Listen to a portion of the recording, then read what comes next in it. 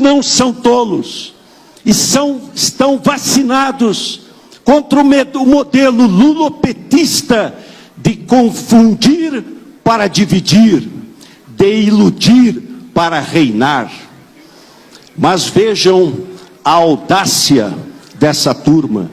Depois de ter quebrado o Brasil, Lula diz que quer voltar ao poder. Ou seja, meus amigos, ele quer voltar à cena do crime. Será que os petistas merecem uma nova oportunidade? Fiquem certos de uma coisa: nós os derrotaremos nas urnas. Lula será condenado nas urnas pela maior recessão da nossa história. As urnas os condenarão pelos 15 milhões de empregos perdidos, pelas milhares de empresas fechadas, pelos sonhos desfeitos, pelos negócios falidos.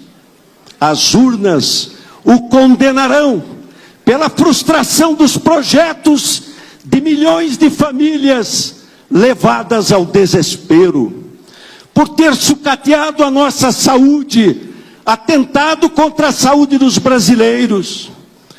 As urnas os condenarão pelo desgoverno, pela destruição da Petrobras. A Petrobras, ao longo de 14 anos de PT, se endividou em aproximadamente 900 bilhões de reais. Fruto de desmandos, refinarias começaram concluídas, entre tantas outras coisas. Esses 900 bilhões de reais daria para fazer 60 vezes a transposição do Rio São Francisco. Ou seja, o povo nordestino sofreu por falta d'água por causa de corrupção do seu governo.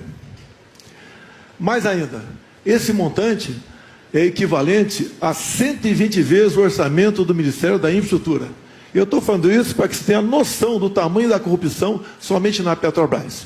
E delatores devolveram 6 bilhões de reais. Ou seja, corrupção houve. Ô, presidente Lula, o senhor quer voltar ao poder para quê? Para continuar fazendo a mesma coisa na Petrobras? Por obras inacabadas e abandonadas. As urnas os condenarão por incitar o maior conflito entre os poderes da história recente, por nos ter posto na vexatória posição de lanterna no cenário internacional. As urnas o condenarão por ter sequestrado a esperança da nossa juventude, por jogar brasileiros contra brasileiros, para no final atirar pela janela a autoestima de todos nós. Quai, seu app de vídeos curtos. Quai, seu app de vídeos curtos.